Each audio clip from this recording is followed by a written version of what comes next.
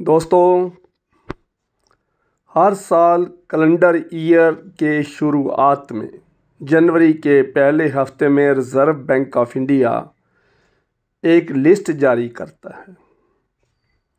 उसका नाम है D SIB report, domestic systemically important banks, जिसको डी-सिब रिपोर्ट कहती हैं। ये सुरक्षित बैंकों की लिस्ट जारी करता है और इसमें ये बताया जाता है कि भारत में लोगों के लिए पैसा रखने के लिए कौन से बैंक सेफ हैं, कहाँ लोगों का पैसा सुरक्षित है। This is the mandatory duty of reserve Bank of India. पहली बात तो ये है। दूसरी बात भाइयों ये है कि 6 महीने पहले मैंने बैंकों के हालात के बारे में 2-3 वीडियोस डाली थी। उसमें मैंने डूबने वाले बैंकों की नाम भी बताए थे।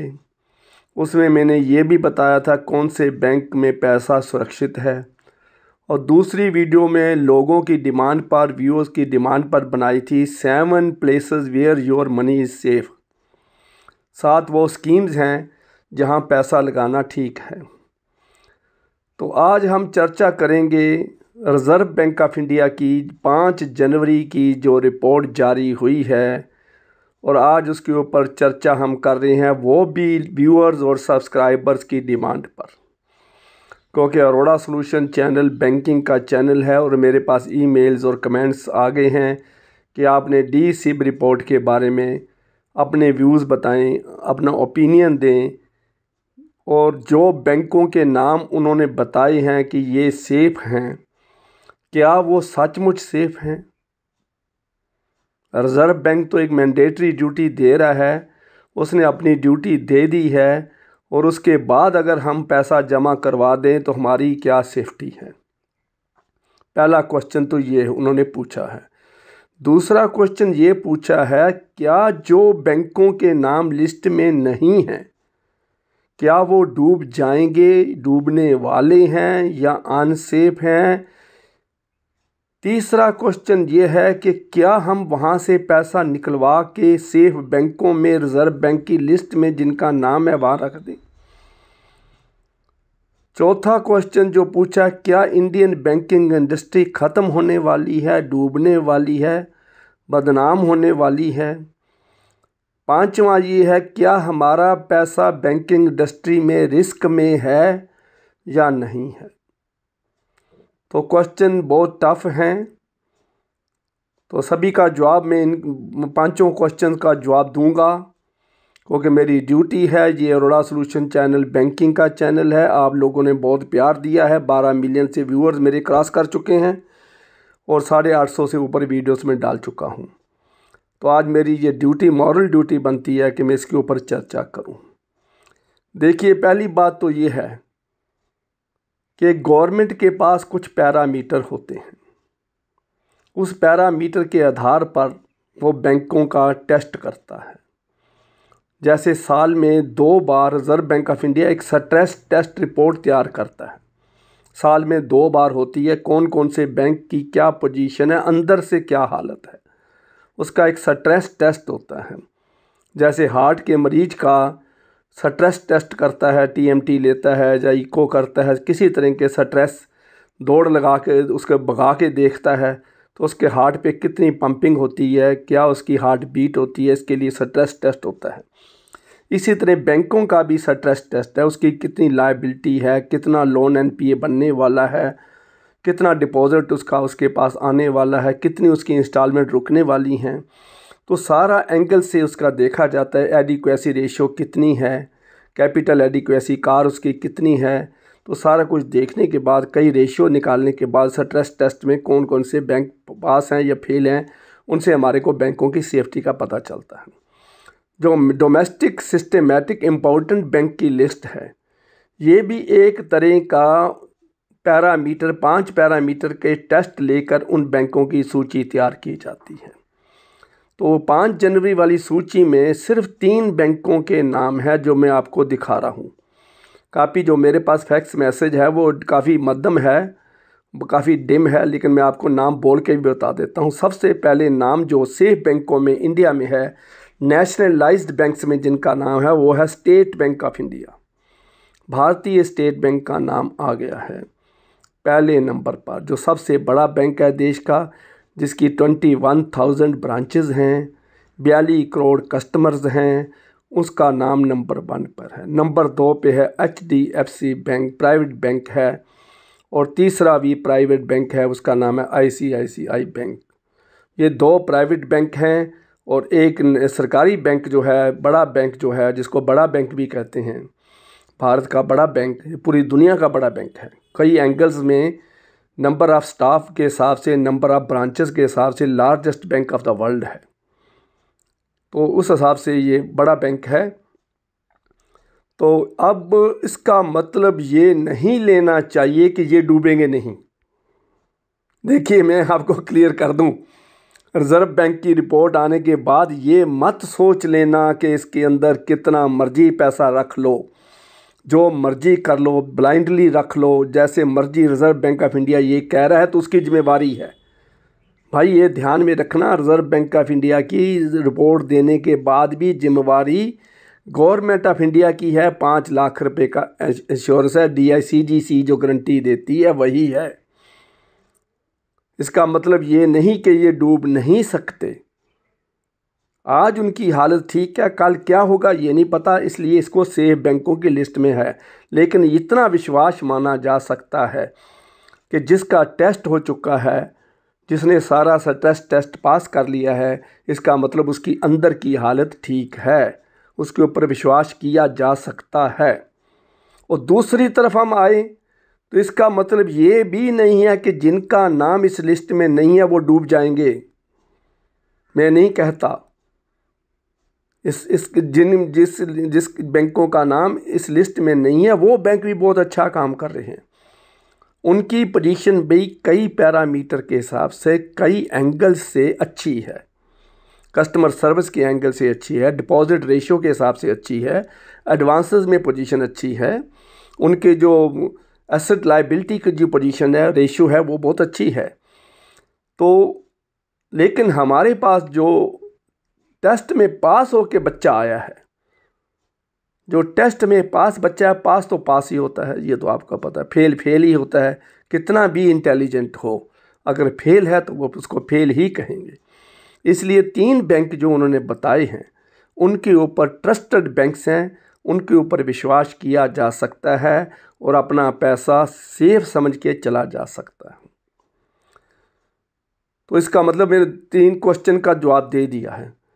चौथा जो क्वेश्चन है कि सारा इंडियन बैंकिंग में पैसा रखना रिस्की है, उसका जवाब यही है, हाँ रिस्की है। कारण क्या है? उसके पीछे कारण है कोरोना एपिडेमिक और लोगों की जो विल पावर है। विलफुल डिफ़ॉल्टर हमारे देश में बहुत ज़्यादा हो गए हैं, बहुत दुख की बात है। एक तो मजबूर होता है आदमी के पैसा नहीं है, घर की हालत ख़राब है, बीमारी आ गई है, गरीबी आ गई है, मुकदमा आ गया है, कोई एक्सीडेंट हो गया, कोई दुर्घटना हो गई है, कोई अचनचेत कोई बुरी खबर आ गई है, कोई खर्चा आ गया है, बेटी की शादी में ज़्यादा खर्चा हो गया है, बेटी के घर में कोई झगड़ा हो गया है, तो उन लोगों का डिफ़ॉल्ट माना जा सकता है। वो तो 3% लोग भी इंडिया में नहीं हैं जो इन चीज़ों से घिरे हुए हैं।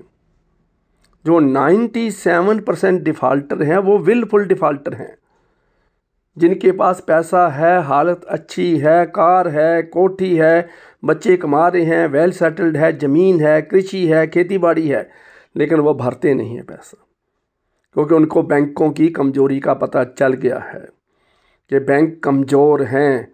ये लीगल प्रोसेस इनका बहुत लंबा है, इनके ये कोर्ट में जाते ही नहीं हैं, कोर्ट में जाते जाते 3-4 साल लगा देते हैं और 10 साल वहाँ सुनवाई नहीं होती है।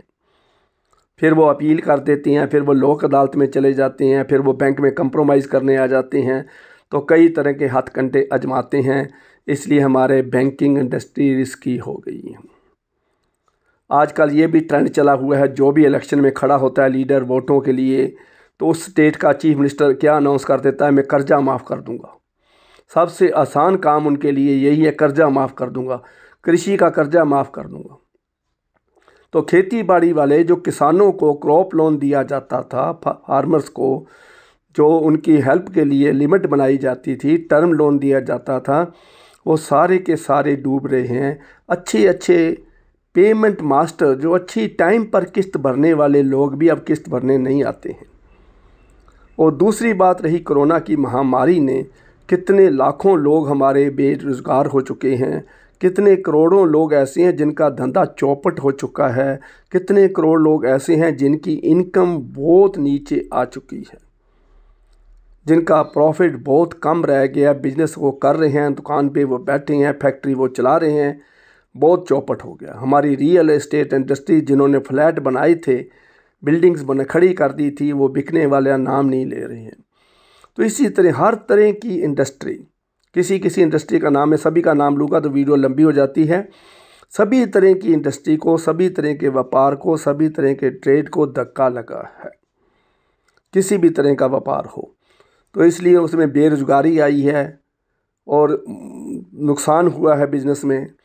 तो इसलिए वो किस्तें नहीं भर रहे हैं, बैंक के लोन की किस्त नहीं आ रही। दूसरा है सुप्रीम कोर्ट की इंस्ट्रक्शंस। सुप्रीम कोर्ट ने बैंकों को कुछ हदायतें ऐसी दे दी हैं कि कोरोना की महामारी के दौरान फील्ड अफसर को किसी लोन रिकवरी के लिए फील्ड अफसर को घर नहीं भेजना है, किसी भी डिफ़ाल्टर को लीगल नोटिस नहीं देना है, किसी भी डिफ़ाल्टर को फ़ोन पर धमकी नहीं देनी है, किसी भी डिफ़ाल्टर के ऊपर केस नहीं करना है। चौथी इंस्ट्रक्शन उसकी बहुत सख्त है कि पेनल्टी नहीं लगानी है। अगर उसकी किस्त नहीं आई है तो पेनल्टी नहीं लगानी है, ब्याज के ऊपर ब्याज नहीं लगाना है, यानी कंपाउंड इंटरेस्ट नहीं लगाना है। क्योंकि ये हमारे लोगों को जो बिल्कुल डिफ़ाल्टर हैं उनको बहुत रास आ गया है, बहुत सूट करता है। उनकी नीयत माड़ी है, ऊपर से सुप्रीम कोर्ट उनकी हेल्प में आ गया है कि इनको तंग मत करो, इनकी हालत ख़राब हो चुकी है। देखिए, एक ही तरफ एक ही आदमी है, उसका बैंक के अंदर लोन है, कार लोन है, उसकी किस्त तो वो भरता नहीं है। दूसरी तरफ उसकी बैंक में एक एफडी पड़ी है लाख रुपए की, उसका एक दिन का ब्याज उसको कम दे दो तो वो कंज्यूमर कोर्ट में केस कर देता है। उसके ब्याज के ऊपर ब्याज ना लगाओ, उसको कंपाउंड इंटरेस्ट देना, बैंक का कंप्यूटर से फॉल्ट आ जाए तो वो केस कर देता है। वो इंटरेस्ट कंपाउंड मांगता है, अपनी एफडी के ऊपर कंपाउंड इंटरेस्ट मांगता है, लेकिन लोन के ऊपर कहता है इस पेनल्टी ना लगाओ, लोन के ऊपर कहता है कंपाउंड इंटरेस्ट ना लगाओ। तो इस हालात में बैंकिंग इंडस्ट्री की हालत क्या हो गई। जब पैसा देना ज़रूर है, लेते समय हाथ खींचना है, लेते समय कानून की कई प्रावधान सामने आ जाते हैं। पहले ही देश का कमज़ोर कानून है। पैसे की रिकवरी के बारे में फाइनेंशियल एक्टिविटीज़ में इंडिया के कानून बहुत वीक है। पैसे की रिकवरी बहुत मुश्किल है। एग्रीकल्चर लैंड को बेचने की मनाही है सुप्रीम कोर्ट की तरफ से।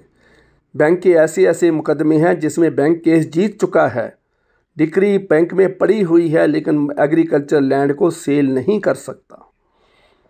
तो इसलिए बैंक की बहुत मजबूरियां हैं लोन की रिकवरी में। बैंक डिपॉजिट से लोन देता है, लोन के ब्याज लेकर आगे आपको एफडी के ऊपर ब्याज देता है, लेकिन ब्याज आना बंद हो जाएगा, इंटरेस्ट आना बंद हो जाएगा तो इंटरेस्ट आपको कहाँ से देगा। तो इसलिए बैंकों का एनपीए बढ़ता जा रहा है। हज़ारों करोड़ एनपीए है जो 3 बैंक के नाम रिजर्व बैंक ने बताए हैं। स्टेट बैंक ऑफ इंडिया का एनपीए बहुत ज़्यादा है। और कोरोना की महामारी में अब ओमिक्रॉन आ गया है, ऊपर से 22 इंडस्ट्रीज़ जो हैं सुप्रीम कोर्ट में केस लड़ रही हैं 2 साल मोरेटोरियम लेने के लिए। अगर 2 साल का मोरेटोरियम मिल गया, 2 साल के लिए लोन की सभी किस्तें डेफर हो गई, ब्याज डेफर हो गया, पेनल्टी डेफर हो गई, लोन की किस्तें ना आई तो बैंक क्या चलेंगे। तो आप सारा कुछ सोच सकते हो।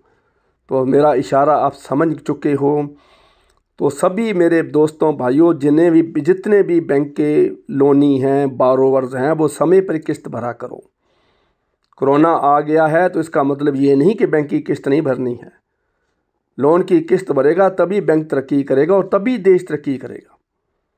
देश ने भारत ने आज तक जो तरक्की करी है, आज लाखों ट्रैक्टर इंडिया में काम कर रहे हैं, सब बैंक के लोन पर हैं। लाखों कारें सड़कें पर दौड़ रही हैं तो बैंक के लोन की वजह से हैं। अगर आप सही समय पर किस्त नहीं भरोगे, चाहे सुप्रीम कोर्ट का आदेश है, लेकिन उसके बाद भी अगर आपकी हालत ठीक है तो आप किस्त ज़रूर भरें। टाइम पर किस्त भरें और आपके ऊपर पेनल्टी या लेट पेनल्टी या कंपाउंड इंटरेस्ट ना लगे। तो इसलिए मैं आपको पांचों क्वेश्चंस के जवाब मैंने आज दे दिए हैं। बाकी मेरे को एक और भी पूछा गया है, क्या बैंक के डिपॉजिट का इंश्योरेंस सिर्फ 5 लाख ही है, इससे ज़्यादा इंश्योरेंस बढ़ाने का कोई तरीका है? तो वो आपको मैं अगली वीडियो में बताऊंगा कि आप ज़्यादा से ज़्यादा DICGC गारंटी का कितना लाभ उठा सकते हैं और किस तरह इस लाभ को बढ़ा सकते हैं, वो भी मैं आपको बताऊंगा। तो मुझे आशा है मेरी वीडियो को लाइक करोगे, शेयर करोगे और सब्सक्राइब करोगे। और भाइयों, मैंने पांचों क्वेश्चंस के जवाब दे दी हैं। अगर नहीं आए तो कमेंट्स में ज़रूर लिखना, अगर आ गए हैं तो भी मुझे कमेंट्स में लिखना कि आपने सभी क्वेश्चंस के जवाब दे दिए हैं। और ये भी बताना कि इस वीडियो का आपको कोई लाभ हुआ, क्या आप बैंक में पैसे के नुकसान होने से बच सके हैं, क्या आपको कोई माइंड का रिलीफ मिला है इस वीडियो के साथ? तो मुझे कमेंट्स में ज़रूर लिखिए। Thank you very much.